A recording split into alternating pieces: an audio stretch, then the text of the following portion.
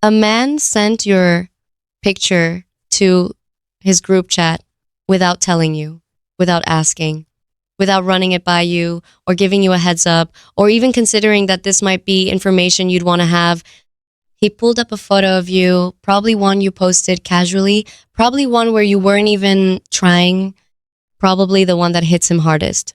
Um, Specifically because you weren't posing for anyone, and he dropped it into a chat with his closest friends and typed two words underneath it. That's her. Not she's cute, not what do you think, not any of the hedging, non committal, leave yourself and exit phrases men use when they're testing the waters. That's her. Final. Declarative. The verbal equivalent of planting a flag.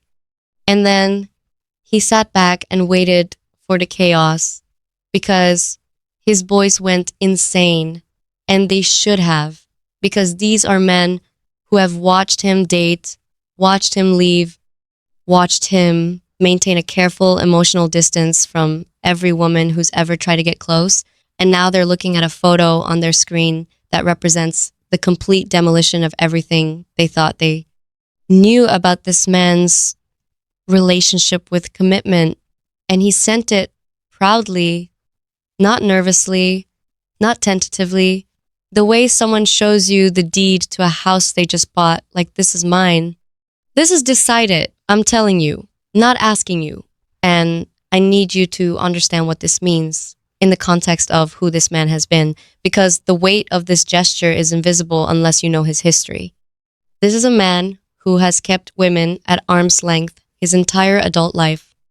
Not because he doesn't feel things, because he feels things so deeply that he decided long ago the safest strategy was to never let anyone close enough to activate the full depth of what he carries. He watched someone, a parent, a role model, a previous version of himself get destroyed by love that went wrong. And he made a vow, not a dramatic, spoken out loud vow. The quiet kind that lives in the muscle memory of how he holds people at distance. The kind that says, I will never be that vulnerable. I will never give someone the combination to the vault. I will enjoy women. I will appreciate women. I will treat women well. But I will never hand one the power to dismantle me. And then he met you, and the vault opened without his permission. Not because you tried to crack it, because you weren't trying at all. You just existed near him with a consistency and an authenticity and a warmth that bypassed every security system he built, because the security systems were designed to detect threats, and you are not a threat. You're a home. And his defenses don't have a protocol for home. They have protocols for danger, for manipulation, for games, but they don't know what to do with someone who simply shows up as themselves again and again, without agenda, without strategy, without any desire to access his vault. And that's exactly why his vault opened. It opened for the person who wasn't trying to get in. Okay, so I literally had to stop what I was doing to record this because the energy on this one is not playing around. I'm Stella Love Tarot with Stella. Subscribe if you're new, because we stay busy around here. Real quick, only take what resonates, leave what doesn't. You know how we do. Now, let me get into this because, oh my gosh, I have been waiting to tell somebody this all day. Let me tell you what happened in that group chat, because I need you to understand the ecosystem. His boys are not a casual friend group. These are the men who know everything, every ex, every situationship. Every time he's caught feelings and talked himself out of them. Every woman he dismissed with a one-line autopsy. She was cool, but followed by a reason so minor. It was clearly an excuse manufactured by a man who was looking for a reason not to commit. His boys have watched this pattern for years. The interest, the slight engagement, the pullback, the nah, I wasn't right, said with the confidence of someone who has made not committing into a lifestyle and a personality trait. These men know his history the way a jury knows a case file. And when that photo appeared in the chat, your face, your energy, whatever that thing is, about the way you look when you're not trying, followed by that's her, the reaction was immediate. Not because of how you look, because of what it meant coming from him. This is a man who has never sent a photo, never introduced a name with weight behind it, never used language that implied permanence. And he just did all three in a single message. The responses in that chat, and I'm picking this up clearly, ran the full spectrum. One of his boys responded immediately with something short and hype, the equivalent of let's go or finally, because this friend has been waiting. This is the friend who saw it coming before the man himself did, who noticed that his name started appearing in sentences with yours months ago with a frequency and a tone that friends recognize before the person speaking recognizes it. This friend didn't need the photo, he needed the confirmation. And the confirmation just arrived, and he's genuinely happy because he loves this man and he's been watching him run from something real for years, and the running just stopped. Another friend responded differently, slower, more cautious. Something like, "You serious?" Not as doubt, but as calibration. This is the friend who has seen the false starts, who has watched this man get close to a version of commitment before and pull the ripcord at the last second. This friend needs evidence that this time is different, and the evidence is in the delivery. Because this man didn't say, "I think I like someone." He didn't say, "There's this girl." He said, "That's her." Past tense, implied, decision made. Not a question, a statement. And the friend asking, "You serious?" heard the answer in the sentence structure before the reply came back. "Yes, dead serious." The most serious I've ever been about anything that doesn't involve money. And there's a third response, the quiet one. The friend who saw the photo and didn't reply for a while. This is the friend who carries complicated feelings about the shift. Not because he doesn't want this man to be happy, but because he understands what this means for the group. The available friend is becoming unavailable. The man who was always down is about to become the man who checks with someone first. The dynamic that existed, the freedom, the spontaneity, the unspoken agreement that nobody's romantic life would ever outrank the brotherhood, just got rewritten by a single photo and 2 words. And this friend is processing that quietly because he knows it's selfish to mourn the bachelor version of his friend, but he's mourning it anyway, privately. In the silence between his reply and the rest of the celebration, I keep getting the number 6 pulsing through this reading. 6 is love, home, family, the number of someone building something permanent. When 6 appears this strongly, it means the energy isn't dating energy, it's legacy energy. He didn't send your photo because he's excited about a new relationship. He sent it because he's announcing a decision that he believes is going to define the rest of his life. 6 is the number of a man who has stopped thinking in terms of right now and started thinking in terms of forever. And forever, for a man who has spent his entire adult life thinking in terms of right now, is a seismic shift. His boys felt the earthquake in 2 words on a screen. I'm picking up the initials J or T connected to this man. And for some of you, it could be an A or an R. Drop them in the comments if those hit. Now, let me tell you about the photo he chose, because the choice is significant. He didn't send the photo where you look the most conventionally attractive. He didn't send the one where you're dressed up or posed or clearly aware of being photographed. He sent the one where you're mid-laugh or mid-sentence or looking at something off camera with an expression that is so unguarded, so privately beautiful, so entirely you that it's almost invasive to have captured it at all. He chose that photo because it's the version of you that lives in his head, not the polished version, the accidental version. The version that exists when Your social awareness is offline and your face is just doing what it does naturally without any input from the part of you that monitors how you're being perceived. That version, the one you'd probably look at and say, delete that, I look weird, is the one he showed his boys. Because that version is the one he's in love with, not the curated you, the caught off guard you, the you that nobody's supposed to see and he somehow sees constantly because he can't stop looking for it.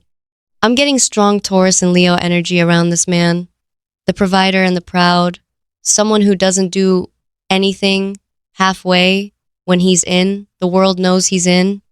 For some of you, this man carries heavy Capricorn energy, the strategist who doesn't make public declarations unless the private decision has already been cemented 10 times over. He didn't send that photo impulsively. He sent it after weeks or months of internal deliberation that you know nothing about. The photo is the press release. The decision was made long ago. For some of you, I'm picking up physical impressions.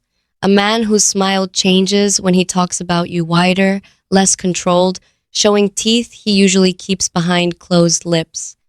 Something about his posture when your name comes up, he straightens slightly, his chin lifts. There's a physical pride in his body that he doesn't display for any other topic. Broad hands that have already imagined where they'd rest on your waist. A voice that drops half a register when he says your name, not performing intimacy, but unable to stop his body from treating your name like something private even when he's saying it in front of his friends. Now, let me tell you what this man is thinking right now, because sending the photo was stage one, and stage one is done. What follows is what he's been planning in the background of every conversation with you for weeks. He's thinking about the conversation, the one where he tells you what he told them, the one where the private becomes mutual. He's not scared of it, not exactly. He's scared of doing it wrong, of saying too much too fast and overwhelming you, of saying too little and having it land as casual when it's the furthest thing from casual. He's rehearsing, not in a mirror in his head, during work, during drives, during every quiet moment where his brain isn't occupied by something else. He's building sentences and dismantling them. He's trying to find the right words for something that he suspects doesn't have right words. The feeling of looking at someone and knowing with your whole chest that this person is the reason you were single for so long. Not because you were waiting for them specifically, because your soul was rejecting everything that wasn't them and you didn't know it until they showed up and the rejection stopped and the yes started, and now the yes is so loud it keeps him up at night and he needs to say it to your face before it eats him alive. He's thought about when, not just what to say, when to say it. The timing matters to him more than the words because he understands something instinctively that most men miss. You can say the right thing at the wrong moment and lose everything. He's looking for the moment when you're unguarded enough to receive it without your defenses activating. Not when you're dressed up and expecting something, not when the mood is manufactured. He wants to tell you on a regular night, a nothing night, a night where the two of you are just existing together and the ease of that existence is so complete that the truth can land gently instead of crashing. He wants the confession to feel like a continuation of the conversation rather than an interruption, like the most natural sentence anyone has ever spoken. Because that's what it is to him, not a declaration of something new, but the naming of something that has been true for longer than either of you knew. He imagines the moment he tells you your face, what you'd do with your hands, whether you'd go still or move toward him, whether you'd cry and he suspects you might, not from sadness, but from the relief of someone finally matching the energy you've been carrying alone without knowing anyone else felt it too. He imagines that relief on your face, and it's the image that makes his throat close because he wants to be the source of your relief more than he wants anything he's ever wanted in his life. He imagines the life, not the wedding, the life, the morning ritual, your toothbrush next to his, the specific side of the bed you'd claim, and he already knows which side you'd take because he's studied the way you orient yourself in spaces and he could predict your domestic preferences with an accuracy that would alarm you if you knew. He imagines the fight, the inevitable first real fight, and he's not dreading it because he knows something most men don't know. A woman who fights, honestly, is a woman who plans to stay. He'd rather have your anger than anyone else's agreement. He'd rather hear you tell him he's wrong, really tell him without softening it, without managing his ego, without the careful diplomacy you use on everyone else, because that would mean you trust him enough to be unpolished. And your unpolished is what he's been chasing since the day the vault opened.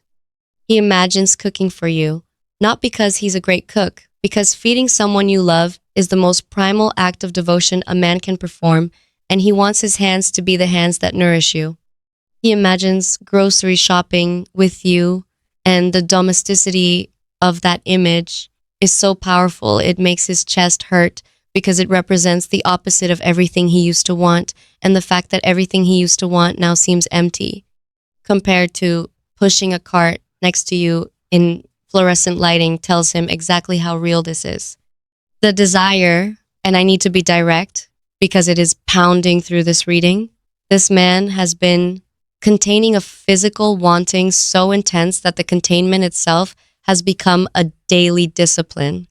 He thinks about you with a specificity that would make you blush and then make you feel more wanted than you've ever felt in your life. He notices things about your body that you've never been complimented on because they're not the things people typically notice.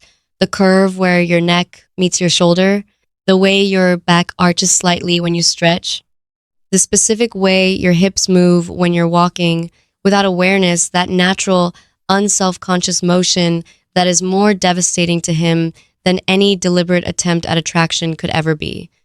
He wants you with a hunger that coexists with a tenderness so acute it confuses him. He didn't know you could want someone's body the way you want water and simultaneously want to protect that same body the way you'd protect something sacred. Both feelings at once, at maximum intensity. And the combination is producing a tension in him that his boys can see, even if they can't name it. He's wound tighter than he's ever been, and the only thing that will unwind him is you.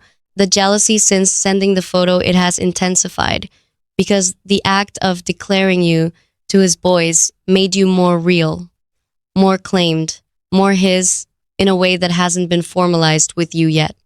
And every man who exists in your proximity is now cataloged in his mind as a potential threat, not rationally, instinctively. He knows who likes your photos. He knows who makes you laugh. He knows which male friends have access to the casual, unguarded version of you that he wants exclusively. And the word exclusively sits in his chest like a coal that won't cool. He wants exclusivity with you the way people want oxygen, not as a preference, but as a biological requirement. And the gap between what he's declared to his friends and what he's declared to you is closing daily. The photo was the external confession. The internal one happened months ago. The only confession remaining is the one that involves your face, your eyes, your response, and the terrifying, beautiful possibility that you might say what he's been praying you'll say. I know. I feel it too. And here's what's happening in the group chat now that the photo has been sent. Your name has become a regular feature, not because he brings you up constantly, because his boys bring you up. They ask about you. They reference you in conversations that have nothing to do with dating. Is she coming when plans are being made? What does she think when he's weighing a decision? Your presence has been integrated into the group consciousness without you knowing it. You have been adopted by a brotherhood that has seen every woman this man has ever been with and has never once asked a follow-up question, and they are asking follow-up questions about you every day. That tells you everything. When a man's friends start treating his woman as a member of the ecosystem before she's been formally introduced, it means the man's energy has already communicated permanence. They're not asking about you because they're curious. They're asking because they're adjusting, making room, preparing for the reality that has been decided but not yet announced. I keep getting the number 22 Master Builder. the highest expression of commitment. A man who is not just falling in love, but engineering a life. Every decision he's making right now has your name written into the margins. Career moves that account for your geography. Financial decisions that assume a future with two. Living arrangements mentally redesigned to include space for you, your things, your habits, your specific needs that he's already cataloged without you knowing he was paying that much attention. The number 8 flashes alongside abundance, material shift. His financial situation is improving alongside this emotional declaration. Money is responding to his clarity the way it always responds to alignment. The moment a man knows what he's building for, resources begin to organize around the blueprint. If this is hitting you right now, drop the words, "He sent the photo" in the comments. Like this video and subscribe because what happens in this community is different from anything else on this platform, and I need your energy in here. Now, let me bring this back to you because you need to know something. While this man was sending your face to his friends with the confidence of someone announcing a life decision, you were probably doing something ordinary, probably something that would seem insignificant to anyone watching. But that's the point. That's the entire point of what makes you the one. You weren't trying, you weren't performing, you weren't strategizing or calculating or positioning yourself. You were just being a person, your specific, unrepeatable, impossible to manufacture person. And that was enough to make a man who has historically required nothing from anyone suddenly require you for everything. You didn't audition for this. You didn't campaign. You didn't do anything except exist consistently as yourself. And a man who has spent his adult life finding reasons to leave just found his reason to stay. And his boys know about it. And soon, sooner than you think you will too. The photo was the first move. The next one involves your face, and he's ready. Okay, I need you to go receive this now. Stop overthinking it. Stop talking yourself out of it. This is coming for you and you deserve it, period. If this hit like this video right now, share it with your person, subscribe because I am literally always in here dropping something, and comment below because I read every single one and I want to know who this is about. Okay, go. I love you. Bye.